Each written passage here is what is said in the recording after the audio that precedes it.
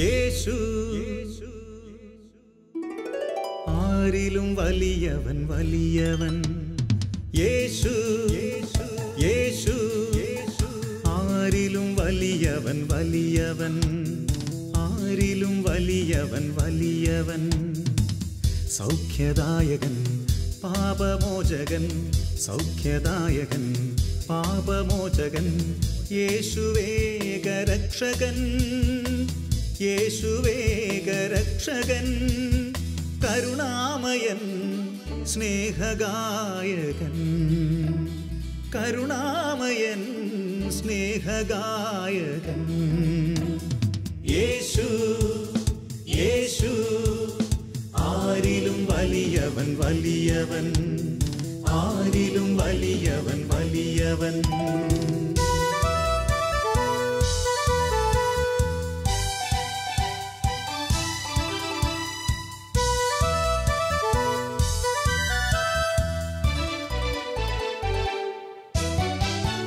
അത്ഭുതങ്ങളുടെ രാജാവ്, വിടുതലിൻ്റെ ആത്മാവ്. അത്ഭുതങ്ങളുടെ രാജാവ്, വിടുതലിൻ്റെ ആത്മാവ്. ദുഃഖവും ഭയവും നിരാശയും എല്ലാം വിട്ടുപോകും. ദുഃഖവും ഭയവും നിരാശയും എല്ലാം വിട്ടുപോകും.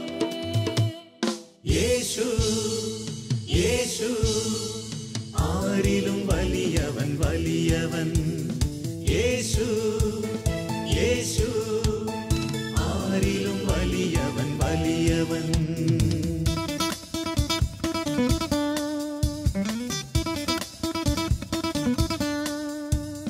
ഹല്ലേലൂയ ഹല്ലേലൂയ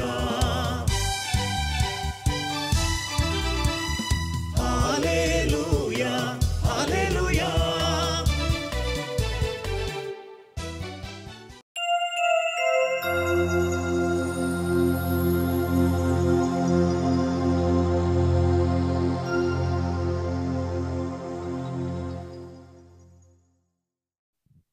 യേശുവേ നന്ദി, യേശുവേ സ്തോത്രം. കർത്താവായ യേശുവിൻ്റെ പരിശുദ്ധ നാമത്തിൽ ഒത്തിരിയേറെ സ്നേഹത്തോടെ ഇന്നത്തെ ശുശ്രൂഷയിലേക്ക് നിങ്ങളെ സ്വാഗതം ചെയ്യുന്നു. ഈ വചന ശുശ്രൂഷയിലൂടെയും സൗഖ്യപ്രാർത്ഥനയിലൂടെയൊക്കെ കർത്താവ് ഞങ്ങളെ ഒത്തിരിയേറെ അനുഗ്രഹിക്കാൻ പോകുകയാണ്. നമുക്ക് വചനത്തിന് മുൻപിലിരുന്നു കൊണ്ട് നമ്മുടെ ഹൃദയങ്ങളൊന്ന് പരിശോധിക്കാം. നമ്മുടെ കുറവുകളൊക്കെ ഒന്ന് തിരുത്തി ഒരു പുതിയ ജീവിതത്തിനായിട്ട് നമുക്ക് പരിശുദ്ധാത്മാവിനോട് അപേക്ഷിക്കാം. യേശുവേ നന്ദി, യേശുവേ സ്തോത്രം, യേശുവേ മഹത്വം. 1 കൊരിന്തോസ് 10-ാമത്തെ തിരുവചനം. ആകയാൽ നിൽക്കുന്നു എന്ന് വിചാരിക്കുന്നവൻ വീഴാതെ സൂക്ഷിച്ചു കൊള്ളട്ടെ. ഒരു താക്കീതിൻ്റെ വചനമാണിത്. നിൽക്കുന്നു എന്ന് വിചാരിക്കുന്നവൻ വീഴാതിരിക്കുവാൻ സൂക്ഷിച്ചു കൊള്ളട്ടെ. അപ്പോൾ ഒരു വ്യക്തി ആത്മീയ ജീവിതത്തിൽ ഞാനാണ്, ആത്മീയ ജീവിതത്തിൽ ഞാൻ വളരുന്നുണ്ട്, ഉയർന്ന സ്ഥാനത്താണ്, അങ്ങനെയൊക്കെ ചിന്തിക്കുന്നവർ പലരുമുണ്ട്. അല്ലെ, എനിക്ക് നല്ലൊരു ആധ്യാത്മിക ജീവിതമുണ്ട് എന്ന് അവകാശപ്പെടുന്നവരുണ്ട്. ആകയാൽ നിൽക്കുന്നു എന്ന് വിചാരിക്കുന്നവൻ വീഴാതെ സൂക്ഷിച്ചു കൊള്ളട്ടെ. അത് നിൽക്കുന്നു എന്ന് വിചാരിക്കുന്ന വ്യക്തിയെ ആരോ വീഴ്ത്തുവാൻ ശ്രമിക്കുന്നുണ്ടെന്ന്. സൂക്ഷിച്ചോളാനാണ് പറയുന്നത്, വീഴാതിരിക്കാൻ സൂക്ഷിച്ചോളുക.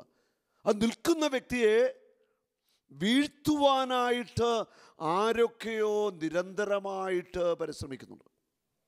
അതാരാണെന്നുള്ളത് നമുക്ക് മനസ്സിലാക്കേണ്ടത്. ആധ്യാത്മിക ജീവിതത്തിൽ, കൃപയിൽ, ദൈവവചനത്തിൻ്റെ ശക്തിയിൽ, അഭിഷേകത്തിൽ ഒരു വ്യക്തി സാവധാനം പടിപടിയായി വളർന്നു തുടങ്ങുമ്പോൾ ആ വ്യക്തിയെ വീഴിക്കുവാനായിട്ട് ഏറ്റവും അധികം പരിശ്രമിക്കുന്നത് പിശാചാണ്. നിൽക്കുന്നു എന്ന് വിചാരിക്കുന്നവൻ വീഴാതിരിക്കുവാൻ സൂക്ഷിച്ചു കൊള്ളട്ടെ.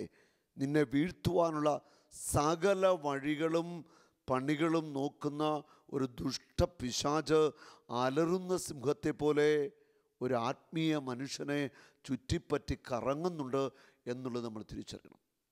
എനിക്കറിയാവുന്ന ഒരു ശുശ്രൂഷകൻ, നല്ല ശുശ്രൂഷകനായിരുന്നു. ചില തെറ്റായ ബന്ധങ്ങളിൽ ഒക്കെ അദ്ദേഹം ഉൾപ്പെട്ടുപോയി. ചില സ്ത്രീ ബന്ധങ്ങൾ, പരിചയങ്ങൾ, അതൊക്കെ അദ്ദേഹത്തെ കെണിയിലാക്കി. പിശാച് വളരെ സമർത്ഥമായി പാപത്തിലേക്ക് വീഴിച്ചു. ആ ശുശ്രൂഷകൻ്റെ കുടുംബജീവിതം പോലും തകർന്നു പോയി. കൃപയിലും അഭിഷേകത്തിലും വളർന്നുപോയ ആ മനുഷ്യൻ ഇന്ന് ഒരു ലോകമനുഷ്യനേക്കാളും അധപ്പതിച്ച വിധത്തിൽ മദ്യപാനത്തിലും മറ്റു പാപങ്ങളിലും മുഴുകി ജീവിക്കുകയാണ്. ദൈവത്തിൻ്റെ ആത്മാവ് സംസാരിക്കുകയാ, നിൽക്കുന്നുവെന്ന് വിചാരിക്കുന്നവൻ വീഴാതിരിക്കുവാൻ സൂക്ഷിച്ചുകൊള്ളുക. നിന്നെ വീഴ്ത്തുവാനായി പിശാച് അഹോരാത്രം പണിയെടുക്കുകയാ. അതൊരു പക്ഷേ നിന്നിൽ തന്നെ ആയിരിക്കാം. നിന്റെ ജഡത്തിൻ്റെ വികാരങ്ങൾ, ലോകത്തിൻ്റെ മോഹങ്ങൾ, ആസക്തികളിലൊക്കെ ആയിരിക്കാം നിന്നെ വീഴിക്കാൻ ശ്രമിക്കുന്നത്. മറ്റൊന്ന്, നീ ഇടപെടുന്ന വ്യക്തികളിലൂടെ നിന്നെ പാപത്തിലേക്കും ലോകത്തിൻ്റെ കാര്യങ്ങളിലേക്കൊക്കെ നിന്നെ ഉൾപ്പെടുത്തി നശിപ്പിക്കാനായിരിക്കാം ശ്രമിക്കുന്നു. അല്ലെ, വിവേകമില്ലാത്ത നിന്റെ വ്യക്തിപരമായ തീരുമാനങ്ങളായിരിക്കാം നിന്നെ ആധ്യാത്മിക ജീവിതത്തെ തരിപ്പണമാക്കുവാനായിട്ട് പോകുന്നത്. നിൽക്കുന്നുവെന്ന് വിചാരിക്കുന്നവൻ ആ നിൽക്കുന്ന സ്ഥലത്തിൻ്റെ ആ സുരക്ഷിതത്വം എത്ര മാത്രം നല്ലതാണെന്ന് ശ്രദ്ധിക്കുന്നത് നല്ലതായിരിക്കും. നിൻ്റെ ബന്ധങ്ങൾ, നിൻ്റെ കൂട്ടുകെട്ടുകൾ, നിൻ്റെ ഹൃദയത്തിൻ്റെ അഭിലാഷങ്ങൾ ഒക്കെ എങ്ങനെ ആയിരിക്കുന്നു എന്ന് നന്നായിട്ട് മനസ്സിരുത്തി ചിന്തിക്കണം, ആലോചിക്കണം, ദൈവസന്നിധിയിൽ ഇരുന്ന് ധ്യാനിക്കണം. അലറുന്ന സിംഹത്തെ പോലെ കൃപയിൽ വളരുന്നവരെ, ശുശ്രൂഷയിൽ വളരുന്നവരെ, അഭിഷേകത്തിന് നിറവിലേക്ക് കടന്നു വരുന്നവരെ തകർക്കുവാൻ പിശാച് അഹോരാത്രം ഇന്ന് പണിയെടുത്തുകൊണ്ടിരിക്കുന്നു. ഇതിനെ അതിജീവിക്കുവാനായിട്ട് നമുക്കെന്തു ചെയ്യാൻ സാധിക്കും? നിരന്തരമായ പ്രാർത്ഥനാ ജീവിതം, നിരന്തരമായ കുദാശ ജീവിതം, വ്യക്തിപരമായിട്ട് അഭിഷേകമുള്ള വ്യക്തികളുമായിട്ടുള്ള നിരന്തര സംസർഗം ബന്ധങ്ങൾ, അഭിഷേകമുള്ള വൈദികരുടെ കൈവെപ്പുകൾ, ഇതൊക്കെ നമ്മളെ പിടിച്ചു നിർത്തും. നീ നിൽക്കുന്നുവെങ്കിൽ നിന്നെ വീഴ്ത്തുവാൻ തിന്മയുടെ ശക്തികൾ പരിശ്രമിക്കുന്നുണ്ടെന്നുള്ള വലിയ ഒരു അവബോധം നിനക്കുണ്ടാവണം. ആദ്യം പിശാച് നിന്റെ പ്രാർത്ഥനാ ജീവിതത്തെ തകർക്കും. ഒരു ശുശ്രൂഷകന്റെ, ഒരു വിശ്വാസിയുടെ പ്രാർത്ഥനാ ജീവിതത്തെ തകർക്കുന്നതിലൂടെ പിശാച് അവന്റെ മേൽ ആധിപത്യമെടുക്കുകയാണ്. ഞാനും നിങ്ങളും ഏറ്റവും അധികം സൂക്ഷിക്കേണ്ടത് നമ്മുടെ പ്രാർത്ഥനാ ജീവിതം തകർന്നു പോകാതിരിക്കാൻ വേണ്ടിയാ. പ്രാർത്ഥനാ ജീവിതം തകരുമ്പോൾ കൃപ നഷ്ടപ്പെടുകയാ, അഭിഷേകം ചോർന്നു പോകുകയാ, സാത്താൻ പിടിമുറുക്കുകയാ. അഭിഷേകത്തിൽ നമ്മൾ വളരണമെങ്കിൽ, കൃപാവരങ്ങൾ നിറഞ്ഞ് ജ്വലിക്കണമെങ്കിൽ, വചനത്തിൻ്റെ നിറവുള്ളവരായി തീരണമെങ്കിൽ നമ്മൾ നിരന്തരമായിട്ട് ദൈവസന്നിധിയിലായിരുന്ന് പ്രാർത്ഥിക്കുന്നവരായിട്ട് മാറണം.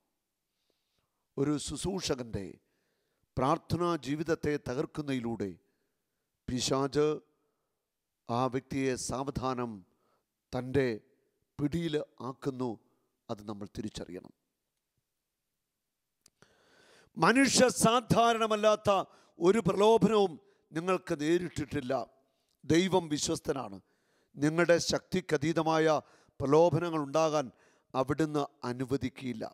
പ്രലോഭനങ്ങൾ ഉണ്ടാകുമ്പോൾ അവയെ അതിജീവിക്കാൻ വേണ്ട ശക്തി അവിടുന്ന് നിങ്ങൾക്ക് നൽകും.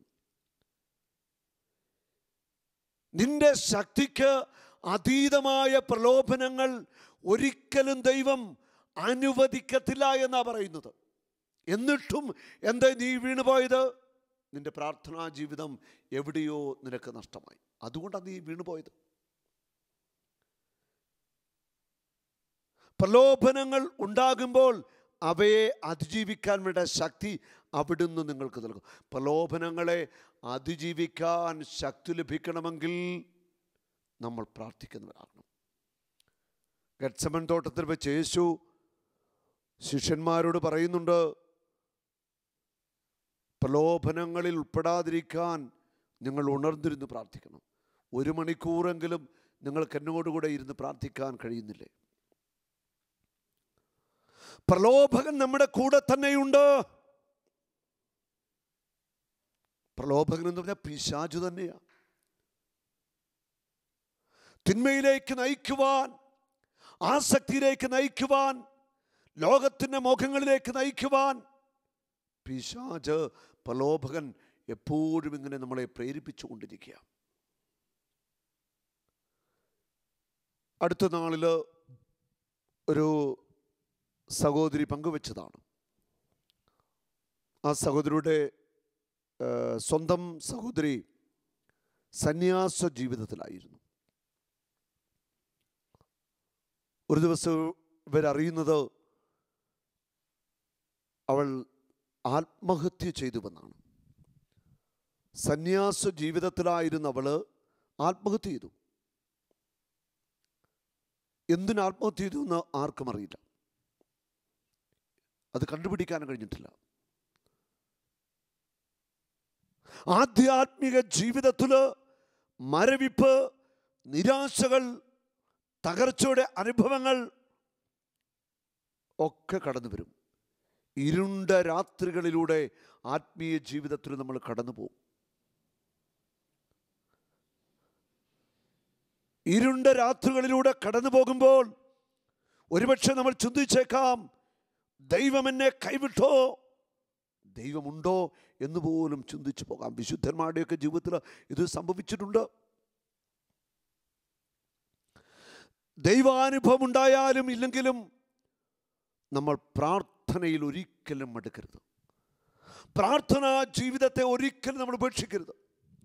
നിരന്തരമായ പ്രാർത്ഥനയാണ് നമ്മളെ ശക്തിപ്പെടുത്തുന്നത്. പ്രലോഭനങ്ങളെ അതിജീവിക്കുവാൻ നമുക്ക് ശക്തി തരുന്നത് നമ്മുടെ പ്രാർത്ഥനാ ജീവിതത്തിലൂടെ ആത്മാവിൻ്റെ അഭിഷേകമാണ് നമ്മളെ ശക്തരാക്കി മാറ്റുന്നത്. പ്രലോഭനങ്ങൾ ഉണ്ടാകും, വിശ്വാസിക്കുമുണ്ടാകും, ദൈവവചന ശുശ്രൂഷകർക്കുമുണ്ടാകും. ആധ്യാത്മിക ജീവിതത്തിൻ്റെ ഏത് ഉന്നത ശ്രേണിയിൽ നിൽക്കുന്ന വ്യക്തിയാണെങ്കിലും പ്രലോഭനങ്ങളുണ്ടാകും. അത് ജഡത്തിൻ്റെ പ്രലോഭനമാകാം, ലോകമോഹങ്ങളുടെ പ്രലോഭനമാകാം. പല വിധത്തിലാണല്ലോ പ്രലോഭനങ്ങൾ നമ്മളിലേക്ക് കടന്നു വരുന്നത്. ചില വ്യക്തികളെ പ്രലോഭകൻ നിരാശയിലേക്ക്, കുറ്റബോധത്തിലേക്ക്, എതിർചിന്തകളിലേക്ക്, പരാജയത്തിലേക്ക്, അവിശ്വാസത്തിൻ്റെ ചിന്തകളിലേക്ക്, നെഗറ്റീവ് വികാരങ്ങളിലേക്കൊക്കെ പിശാച് കണ്ടമാനം നയിക്കാറുണ്ട്. ഇതിനെയൊക്കെ അതിജീവിക്കണമെങ്കിൽ നമുക്ക് ഒറ്റ വഴിയുള്ളൂ, നിരന്തരമായ പ്രാർത്ഥന, കൂദാശ ജീവിതം. അതിലൂടെ നമുക്ക് പിടിച്ചു നിൽക്കാനായിട്ട് സാധിക്കും. നിനക്ക് താങ്ങാനാവാത്ത ഒരു പ്രലോഭനം ദൈവം അനുവദിക്കത്തില്ല. ഒരു തിന്മയുടെ ശക്തിക്കും നിന്നെ കീഴ്പ്പെടുത്തുവാനോ നിന്നെ തകർക്കുവാനോ സാധിക്കത്തില്ല. ഒരുപക്ഷെ ഇന്ന് നിനക്ക് നന്നായിട്ട് പ്രാർത്ഥിക്കുവാൻ സാധിക്കുന്നില്ല, ശുശ്രൂഷ ചെയ്യാൻ സാധിക്കുന്നില്ല. മടുപ്പ്, മരവിപ്പ്, ലോകത്തിൻ്റെ മോഹങ്ങളും ആസക്തികളുമൊക്കെ നമ്മളെ കീഴ്പ്പെടുത്തി കഴിഞ്ഞിരിക്കുന്നു. വികാരങ്ങളെ നിയന്ത്രിക്കാൻ സാധിക്കുന്നില്ല. നിന്റെ കണ്ണുകളെ നിനക്ക് കൺട്രോൾ ചെയ്യാൻ സാധിക്കുന്നില്ല. ആത്മസംയമനമൊക്കെ നഷ്ടപ്പെട്ടു പോയിട്ടുണ്ടാവാം. നിനക്ക് വിജയം വരിക്കുവാൻ ഇനിയും സമയമുണ്ട്. നിന്നെ പ്രലോഭനത്തിലേക്ക് നയിക്കാൻ ശ്രമിക്കുന്ന പിശാചിന്റെ തലയെ നീ ചവിട്ടി മതിക്കണം.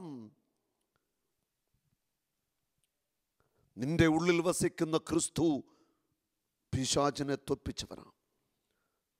പിശാചിനെ ചവിട്ടി മെതിക്കാനുള്ള അധികാരവും ശക്തിയും കർത്താവ് നിനക്ക് തന്നിട്ടുണ്ട്. നമുക്ക് പ്രാർത്ഥിക്കാം. നിൽക്കുന്നുവെന്ന് വിചാരിക്കുന്നവൻ കർത്താവിൻ്റെ കൈകളിൽ മുറുകെ പിടിക്കുക, കർത്താവിൻ്റെ കരങ്ങളിൽ മുറുകെ പിടിക്കുക. ഒരിക്കലും പ്രലോഭനമുണ്ടാകുമ്പോൾ കർത്താവ് നിന്നെ വിട്ടിട്ട് പോവത്തില്ല. കർത്താവ് നിന്നെ രക്തം കൊണ്ട് പൊതിഞ്ഞു സൂക്ഷിക്കും. ഒരു അന്ധകാരത്തിൻ്റെ ശക്തികൾക്കും ഒരു പൈശാചിക തിന്മകൾക്കും നിന്നെ കീഴ്പ്പെടുത്തുവാനായിട്ടാവില്ല. നമുക്കൊന്ന് പ്രാർത്ഥിക്കാം. രണ്ട് കരങ്ങളും ഉയർത്തി യേശുനാമത്തെ വിളിക്കട്ടെ. യേശുവേ, അങ്ങയുടെ പരിശുദ്ധ നാമത്തിൽ പ്രാർത്ഥിക്കുന്നു. ദൈവജനത്തിൻ്റെ മേൽ പിശാചിട്ടിരിക്കുന്ന എല്ലാ ചങ്ങലകളും തകർത്ത് പ്രാർത്ഥിക്കുന്നു. ദൈവ ശുശ്രൂഷകർ ഇന്ന് കടന്നു പോകുന്ന ഞെരുക്കത്തിൻ്റെ ആ തിന്മയുടെ ആധിപത്യങ്ങളെ യേശു ക്രിസ്തുവിന്റെ നാമത്തിൽ സഭയോട് ചേർന്ന് തകർത്ത് പ്രാർത്ഥിക്കുന്നു. ദൈവത്തിൻ്റെ ജനം സ്വതന്ത്രമാവട്ടെ.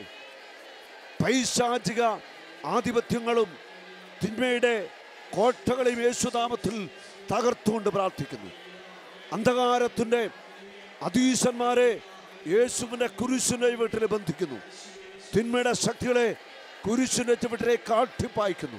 മത്തായി 4:10, സാത്താനേ, നീ ദൂരെ പോകുക. ഞങ്ങൾക്ക് പ്രലോഭനങ്ങൾ കൊണ്ടുവരുന്ന തിന്മയുടെ ശക്തികളെ യേശുനാമത്തിൻ്റെ ശക്തിയിൽ, തിരുരക്തത്തിൻ്റെ ശക്തിയിൽ സഭയോട് ചേർന്ന് ബന്ധിച്ച് ബഹിഷ്കരിച്ച് കുരിശിൻ്റെ ചുവട്ടിലേക്ക് ഞങ്ങൾ ആട്ടിപ്പായിക്കുന്നു. നിർവീര്യമാവട്ടെ.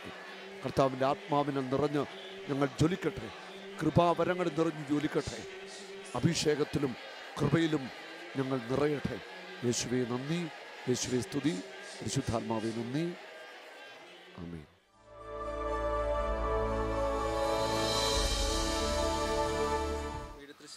തൃശ്ശൂരാണ് ബ്രദറിൻ്റെ വീട്. ഇനി നിങ്ങളുടെ സാക്ഷ്യം പറയും. യേശുവേ നന്ദി, യേശുവേ സ്തുതി. ഞാൻ 10 വർഷം മുമ്പ്, ഏകദേശം 2007 ഏപ്രിൽ 27 പുലർച്ചെ 1:30 ബൈക്കിൽ സഞ്ചരിച്ചുകൊണ്ടിരിക്കുമ്പോൾ ബൈക്ക് സ്കിഡായി ഒരു ചാലിലേക്ക് വീണു. ഒരു കാനയുണ്ടായിരുന്നു, കാനയുടെ സൈഡിലേക്ക് വീണ് എൻ്റെ 2 ഷോൾഡറിൻ്റെ എല്ല് പൊട്ടി.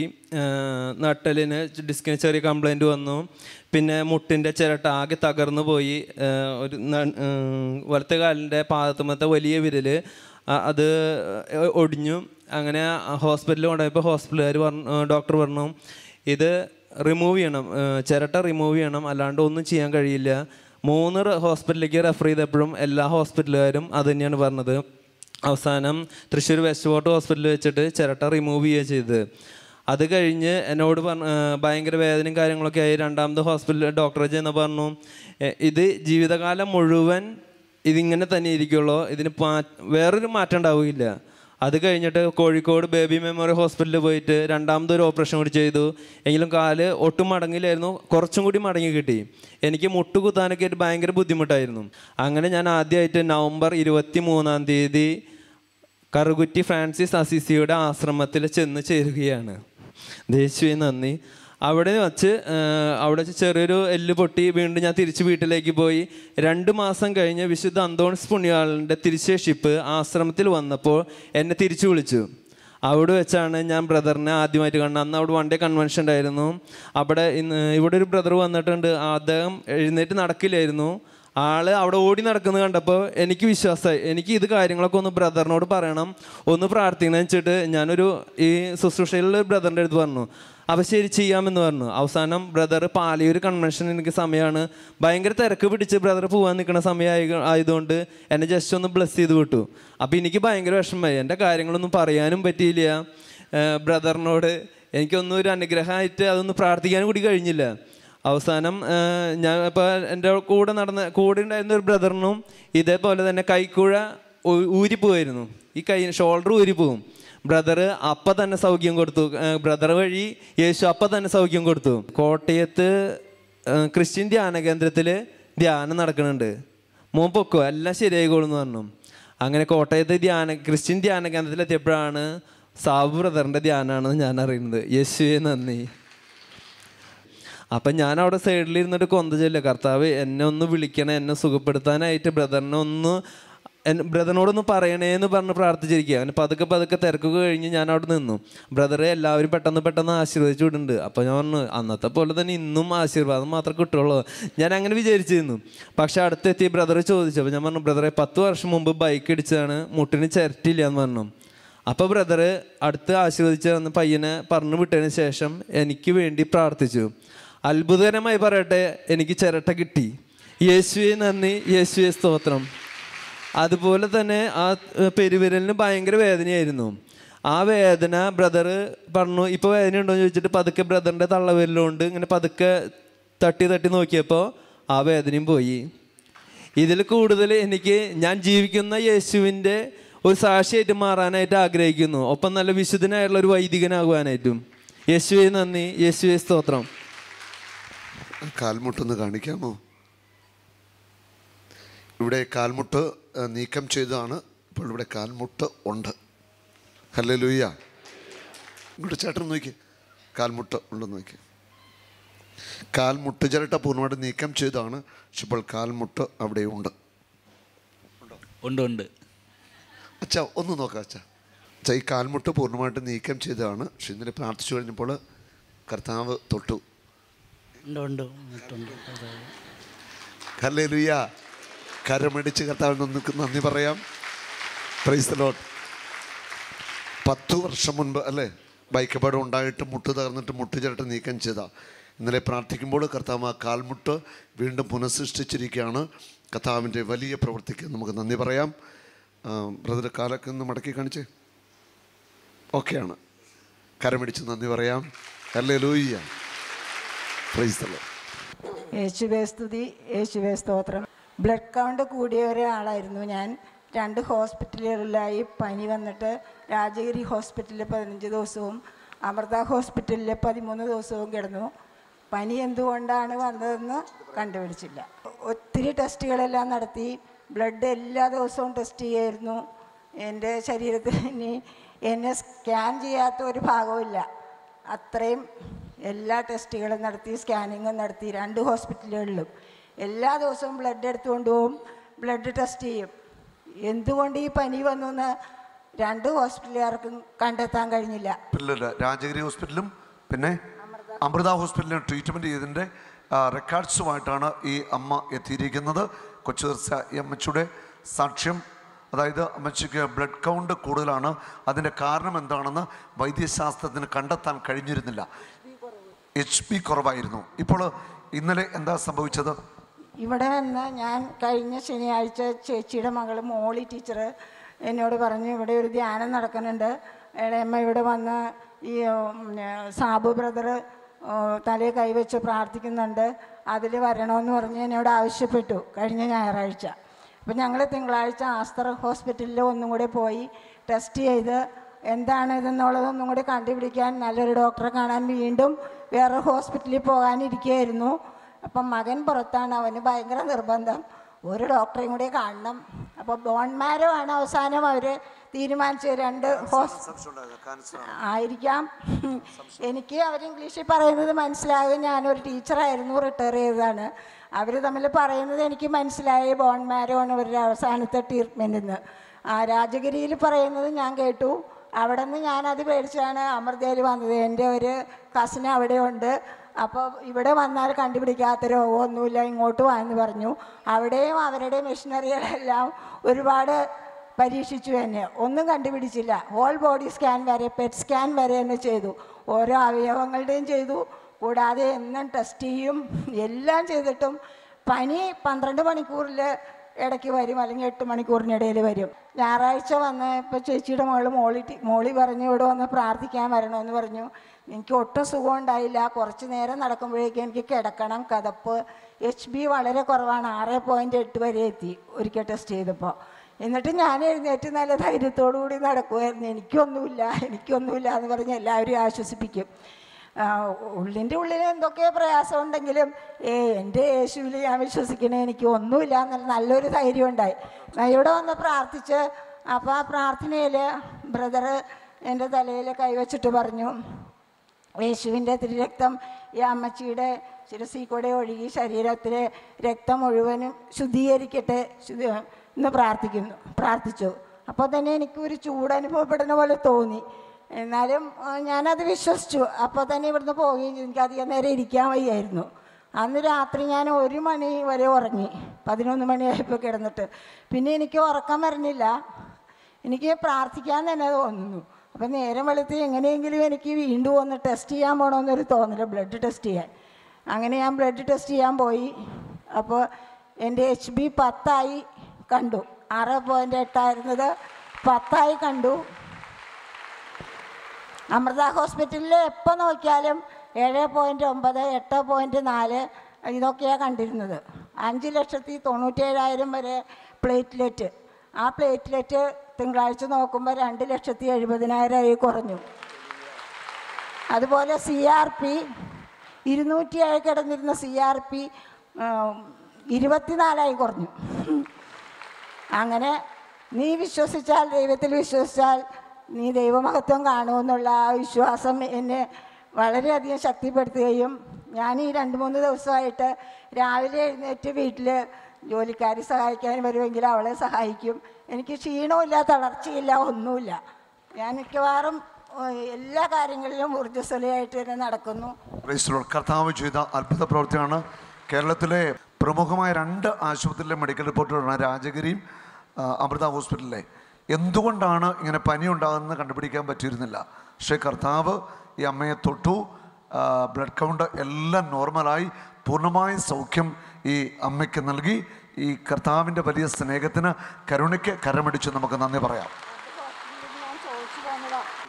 2 ഹോസ്പിറ്റലിൽ നിന്ന് ഞാൻ ചോദിച്ചു പോകുന്നതാണ്. ഇനി പനി വന്നാൽ ഞാൻ വീട്ടിൽ പോയി മരുന്ന് കഴിച്ചോളാം. 14 കിലോമീറ്റർ ഉള്ളൂ ഞങ്ങളുടെ വീടുമായിട്ട്. 2 ഹോസ്പിറ്റലിൽ നിന്ന് മടുത്തിട്ട് അമ്മച്ചി പോകുന്നതാണ്. എന്തായാലും ഈശോ അമ്മച്ചിയെ തൊട്ടു. ഈശോയ്ക്ക് മഹത്വം. ഹല്ലേലൂയ. യേശു ആരിലും വലിയവൻ, വലിയവൻ. യേശു യേശു ആരിലും വലിയവൻ, വലിയവൻ. ആരിലും വലിയവൻ, വലിയവൻ. സൗഖ്യദായകൻ, പാപമോചകൻ. സൗഖ്യദായകൻ, പാപമോചകൻ. യേശുവേക രക്ഷകൻ, യേശുവേക രക്ഷകൻ. കരുണാമയൻ, സ്നേഹഗായകൻ.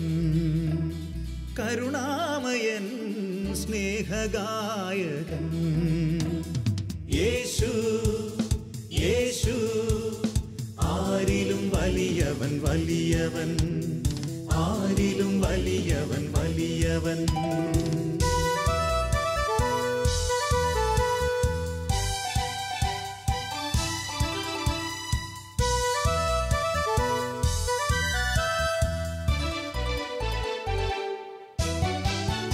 അത്ഭുതങ്ങളുടെ രാജാവ്, വിടുതലിൻ്റെ ആത്മാവ്.